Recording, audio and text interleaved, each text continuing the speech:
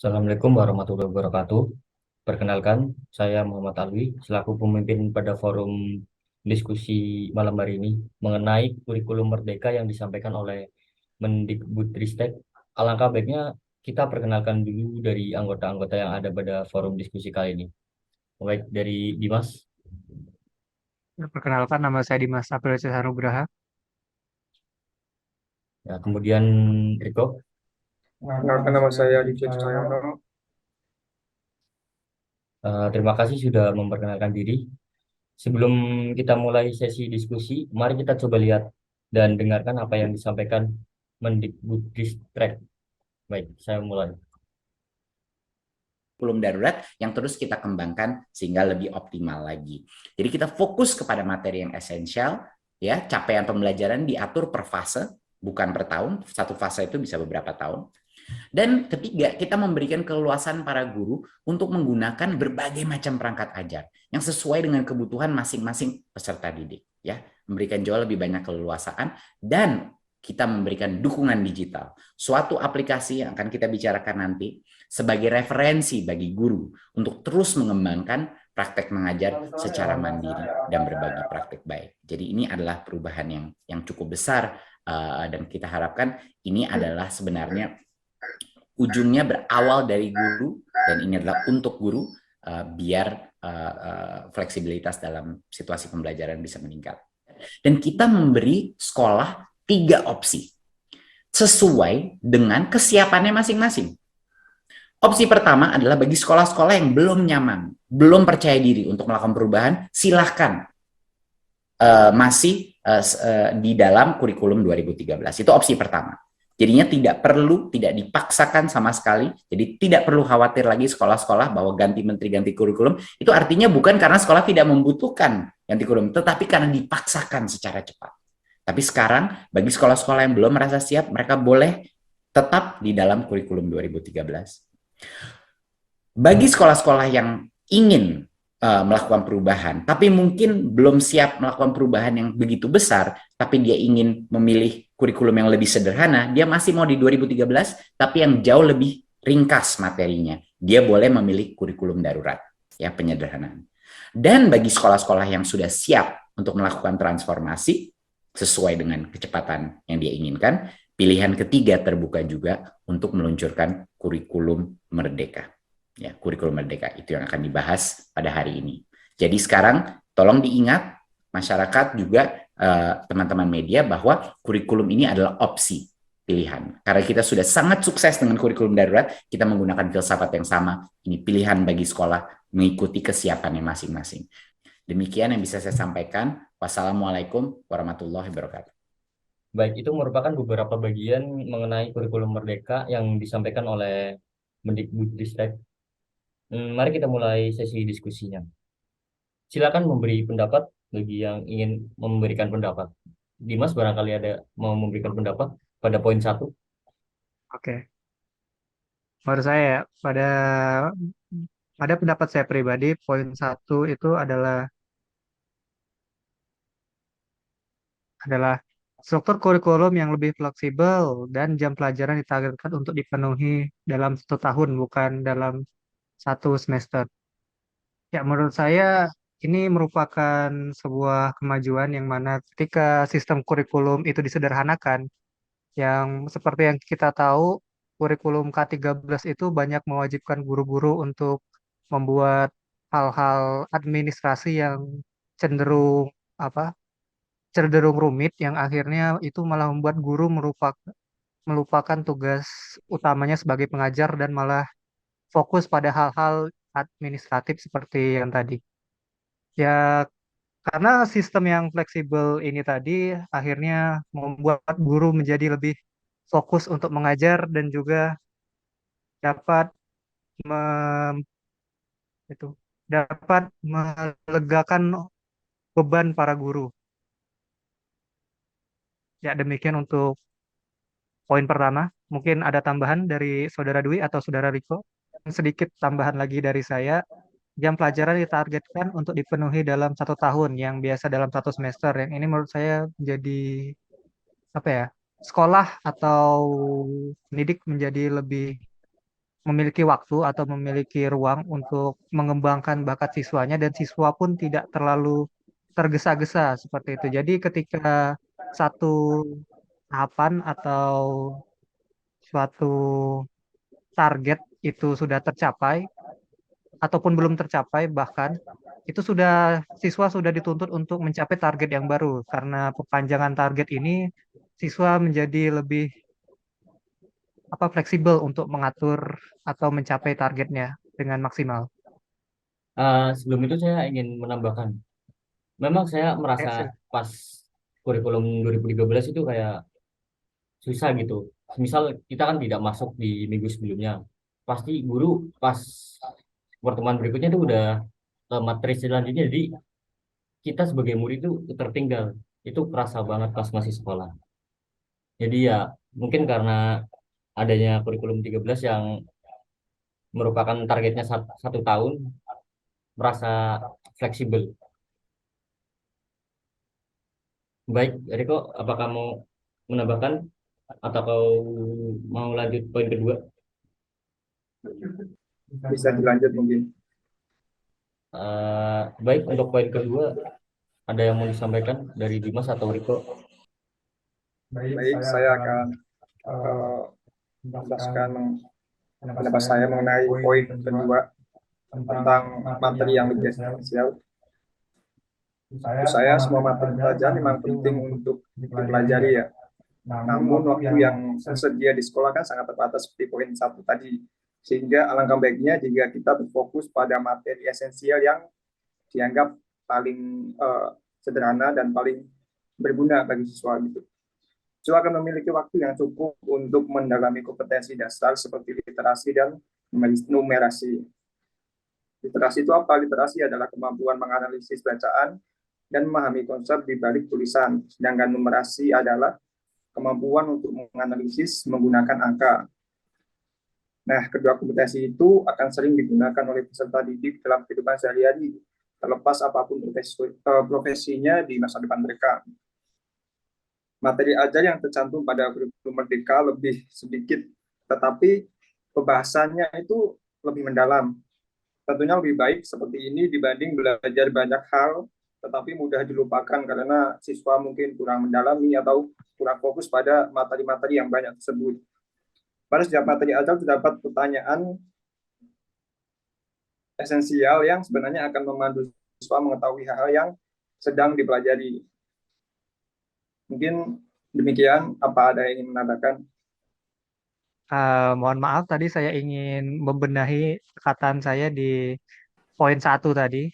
Itu terjadi tadi salah ternyata bukan target pembelajaran yang dalam 1 tahun yang harus dicapai, tapi merupakan jam pelajaran yang ditargetkan dalam 1 tahun. Kan seperti yang biasa kita tahu, misalnya kalau satu semester itu kan per minggu itu misalnya satu mata pelajaran itu 3 jam setiap minggunya dan itu selalu sama. Nah, di sini ketika sekolah itu diberi keleluasaan agar mengatur jam mata pelajarannya sehingga ketika mata pelajaran itu dirasa belum cukup bisa ditambah sesuai dengan dosisnya ataupun bisa dikurangi. Sekian. Oke, baik. Bagaimana? Dan menurut saya untuk menambahi poin kedua adalah ketika capaian pembelajaran diatur per fase bukan per tahun. Nah, ketika ini kembali lagi ke yang kita sebutkan tadi bahwa itu memberikan siswa atau guru cukup waktu untuk Ya, benar. mencapai targetnya, tidak terlalu tergesa-gesa. Ya, bisa dilanjut. Itu saja. Sepertinya kita lanjut poin ketiga ya, tentang memberikan keleluasaan bagi guru menggunakan berbagai perangkat ajar sesuai kebutuhan dan karakteristik peserta didik. Maaf, ada kendala problem dalam audio. Ya, baik, sudah. Apakah masih terkendala? Tidak, tidak. Silakan Oke. dilanjut. Kesiapan para guru juga merupakan salah satu kunci keberhasilan dari program ini, ya, program kurikulum Merdeka. Oleh karena itu guru diberi keleluasaan, kebebasan untuk menjalankan program pendidikan sesuai dengan kondisi murid dan lingkungan sekolah itu berbeda. Oleh karena itu metode-metode yang baku tidak lagi terikat dan tentu saja kualitas guru menentukan keberhasilan dari kurikulum ini. Efek dari kebebasan dalam memilih media pembelajaran tentunya dapat menghilangkan kecurigaan tentang pemerintah hanya mengejar target. Banyak kan yang bilang gitu kayak pemerintah mengejar target ini itu seminggu. Setuju. Nah, dan tentu saja, Padahal tidak berguna untuk dunia kerja. nah, kerja kan lebih ke pengalaman ya, pengalaman. Iya. Dan tentu saja pada kurikulum Merdeka, pemerintah memberikan kelonggaran dan kebebasan sepenuhnya untuk beberapa sekolah, apakah masih menggunakan K13 versi sederhana atau kurikulum Merdeka, dikarenakan kondisi murid dan lingkungan yang berbeda-beda. Eh, eh, Baik, itu yang bisa saya sampaikan pada poin ketiga. Untuk poin Ya, keempat, mungkin ada sedikit tambahan dari saya. Ketika poin ketiga ini kan guru atau lebih fokus ke siswa. Ini siswa memiliki kebebasan untuk memilih memilih apa yang mereka ingin pelajari. Ini lebih ke humanis ya, pendidikan humanis yang mana mereka dan guru itu bukan hanya langsung mengajarkan apa yang sudah tercantum dalam kurikulum, tetapi guru itu pertama kali adalah untuk menyelidiki apakah siswa itu berkompetensi dalam bidang apa, baru memberikan pembelajaran yang sesuai dengan siswa tadi. setuju, setuju. Ya, seperti yang kita katakan tadi kan banyak sekarang ini di mana siswa-siswa yang sangat dituntut untuk memenuhi target dari pemerintah yang padahal ujung-ujungnya terlupakan dan tidak relate dengan kehidupan kerja atau kehidupan dia di masyarakat. Dan kemudian karena ini menjadi apa ya, pembelajaran disesuaikan dengan siswa, materi-materi yang menumpuk seperti yang kita tahu K13 kan terlalu banyak materi yang dijejalkan pada siswa.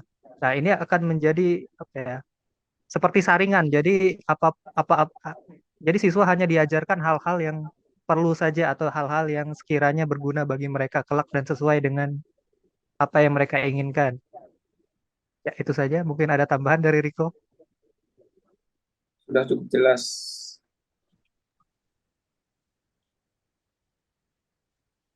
Baik, untuk poin keempat, apakah ada yang ingin jelaskan untuk Riko atau Dimas?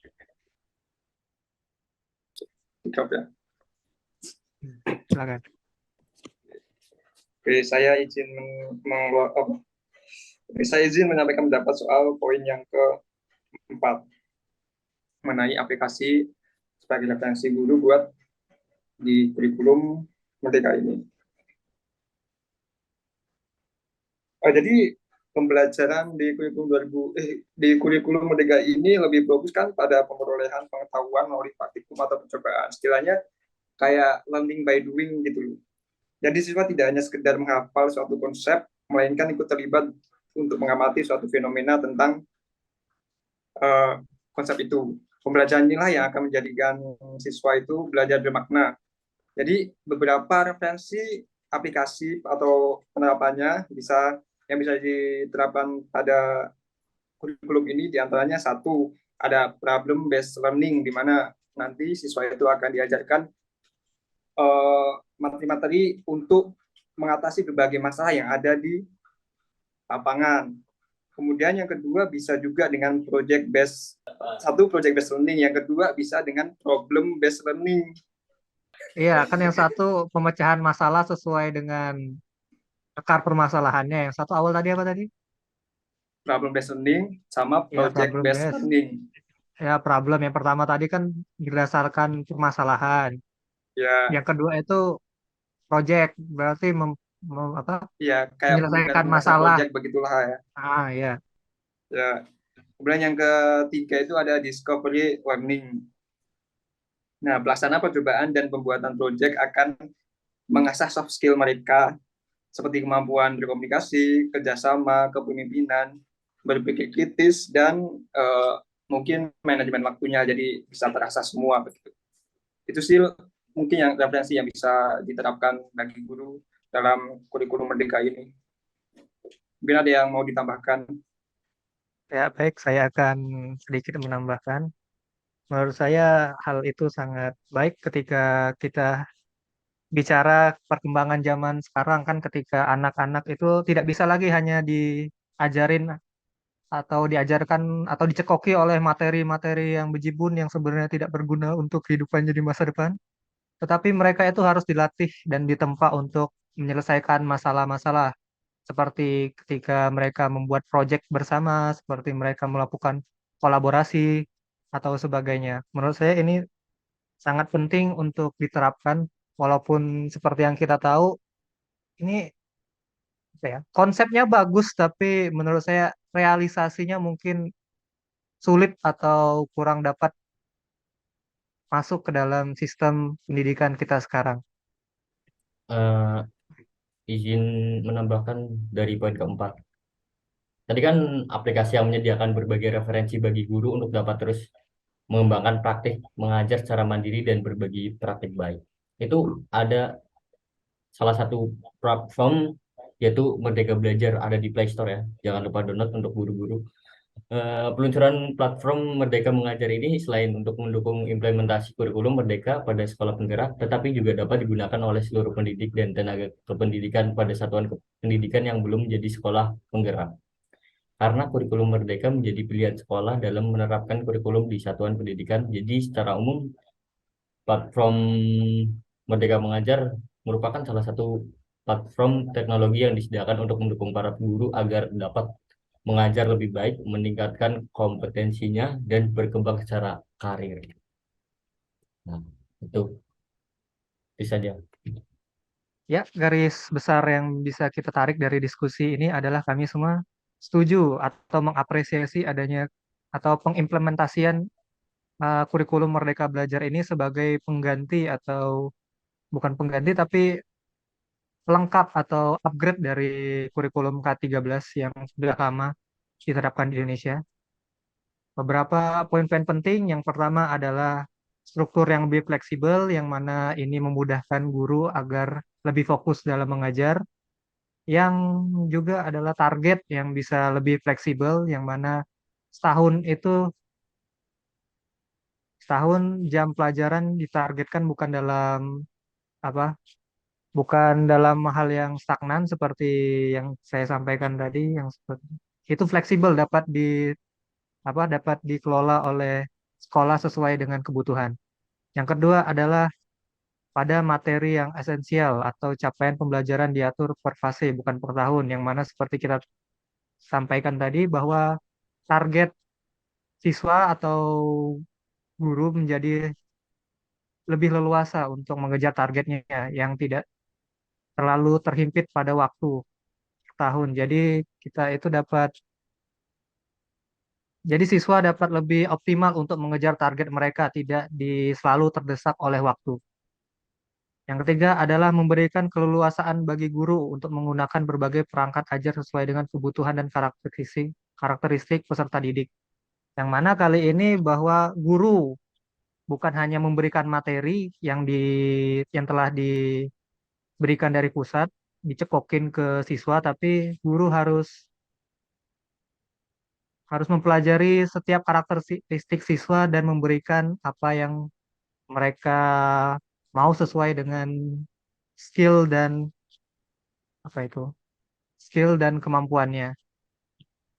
Yang ketiga adalah aplikasi yang menyediakan berbagai referensi bagi guru untuk dapat terus mengembangkan praktik mengajar secara mandiri dan berbagi praktik praktik baik. Ya, seperti yang kita tahu, mungkin kurikulum ini lebih dekat dengan teknologi, yang mana aplikasi banyak tersedia di Google dan lebih mengarah daripada hanya belajar formal. Ini kurikulum Merdeka ini lebih ke pembelajaran proyek yang dapat yang dapat lebih berguna bagi masa depan atau lebih relate ke apa untuk memperbaiki kualitas sumber daya manusia kita di Indonesia pada zaman yang maju sekarang ini. Mungkin itu beberapa hal dari saya, mungkin ada yang bisa ditambahkan. sepertinya cukup ya, mengingat waktu Zoom kita sudah hampir habis. Baik, itu yang bisa kami sampaikan. Semoga bermanfaat bagi teman-teman yang melihat video ini. Terima kasih. Wassalamualaikum warahmatullahi wabarakatuh. Waalaikumsalam warahmatullahi wabarakatuh.